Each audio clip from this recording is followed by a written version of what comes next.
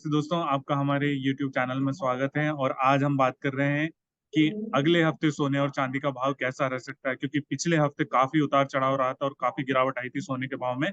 और इस हफ्ते क्या हो सकता है, इस पर बात करने के लिए हमारे साथ इब्जा के नेशनल सेक्रेटरी सुरेन मेहता जी हैं। इस इब्जा के साथ ही इनके साथ जवेरी बाजार फेस्टिवल पर भी बात करेंगे। मेहता जी, तो पिछला हफ्ता तो काफी उतार चढ़ाव भरा रहा, उसका क्या एनालिसिस है, क्यों गिरावट आई और अभी इस हफ्ते कौन से इवेंट पर हमको नजर रखनी चाहिए? देखिए, यूजुअली ऐसा होता नहीं है कि एक ही हफ्ते में आपको 80 से $85 का मूवमेंट मिले। और हमने देखा कि ये $1927 टॉप बनाया और 1900 लगभग $47, $1847 का बॉटम बनाया। तो इतना बड़ा मूवमेंट एक हफ्ते में दिखता नहीं है।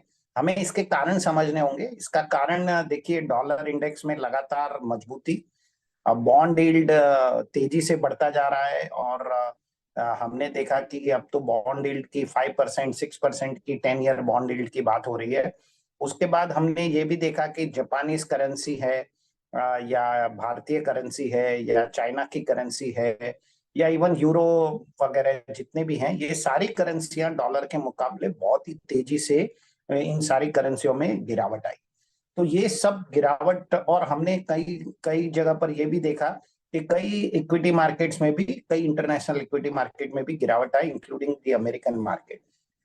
तो एक शिफ्टिंग हुआ, लोगों का सारा ध्यान कमोडिटी की तरफ से हट के और इक्विटी मार्केट की तरफ से हट के डॉलर की तरफ गया। और क्योंकि आपको पता है, इंटरनेशनल मार्केट में लोग बहुत ही अपॉर्चुनिस्टिक होते हैं, वो तुरंत अपना शिफ्टिंग करते हैं। एक महत्वपूर्ण बात ये भी थी कि चाइना गोल्ड बाय नहीं कर रहा था, कि उसके उसकी जो करेंसी है उसमें इतनी गिरावट आ गई थी कि उन्होंने गोल्ड बाइंग बंद कर दी थी। वो अपना सिर्फ जो डोमेस्टिक प्रोडक्शन है उसी से काम चला रहे थे। इसीलिए हमने देखा कि चाइना में 90 से $120 के आसपास का प्रीमियम चल रहा था गोल्ड पर। लेकिन अब चाइना ने अनाउंस किया है वापस कि वो गोल्ड बाइंग वापस शुरू कर रहे हैं। और मेरे ख्याल से ये एक प्रमुख वजह रही होगी कि गोल्ड में गिरावट आई, क्योंकि यदि वो गोल्ड बाइंग वापस शुरू करते हैं तो जो हमने पिछले हफ्ते ईटीएफ वगैरह में बिकवाली देखी, वो बिकवाली वापस होकेगी। और देखिए, ओवरऑल अमेरिका की जो बैलेंस शीट साइज है वो तो बढ़ ही रही है, क्योंकि अब हमने आज भी ये देखा कि ऑलमोस्ट उनके पूरा गवर्नमेंट शटडाउन की बात हो रही थी। उनके पास पैसे ही नहीं थे अपने अपने एम्प्लॉयज को सैलरी देने के लिए। वो बड़े लास्ट मोमेंट के ऊपर उन्होंने कल रात को एक उसका कोई सॉल्यूशन निकाला है। तो अमेरिका की स्थिति कोई बहुत अच्छी नहीं है। और इसकी वजह से, जब स्थिति अच्छी नहीं होती है तो इसकी वजह से हम देखते हैं कि फ्यूचर में गोल्ड के प्राइसेस को लेके आपको बुलिश रहना चाहिए। आपको टेम्पररी एक गिरावट नजर आ सकती है, और ये गिरावट is a very big buying opportunity according to. जैसे आप बोल रहे हैं कि गिरावट आ सकती है, तो क्या कुछ अभी एक्सपेक्ट कर रहे हैं आप अगले हफ्ते के लिए कि और गिरावट आएगी, या बस अब गिरावट हो चुकी है और अगले हफ्ते से कुछ सिचुएशन ठीक होना शुरू होगी? तो क्या कुछ ट्रिगर या क्या चीजें इम्पैक्ट कर सकती है अगले हफ्ते भाव को, और भाव कैसा रह सकता है, आपका क्या अनुमान कहता है? देखिए, मुझे ऐसा लगता है कि गिरावट जो पिछले हफ्ते इतनी तेजी से आई थी, वो गिरावट तो अब नहीं होगी। मुझे लगता है कि अगले हफ्ते जो है, मतलब 2 अक्टूबर से 6 अक्टूबर के बीच में हम ये देख सकते हैं कि गोल्ड का प्राइस अंतरराष्ट्रीय मार्केट में, स्पॉट मार्केट में $1820 से $1889, $1820 टू $1879 के बीच में रह सकता है। एक ट्रिगर जरूर $1820 का आ सकता है। यदि $1820 नहीं तोड़ेगा तो उसके नीचे जाने की संभावना बहुत ही कम है।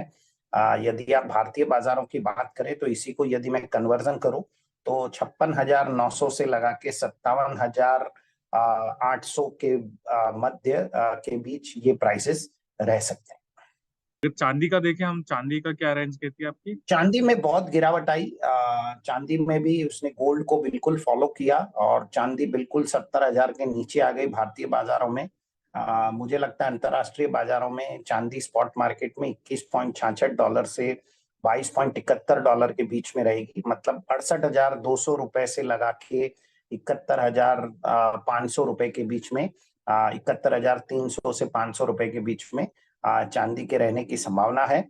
यदि ये 68,200 का लेवल नहीं तोड़ता है, मतलब $21.66 का लेवल नहीं तोड़ता है, तो वहां से हमें चांदी में बहुत बड़ा एक इंक्रीज आता हुआ दिखेगा।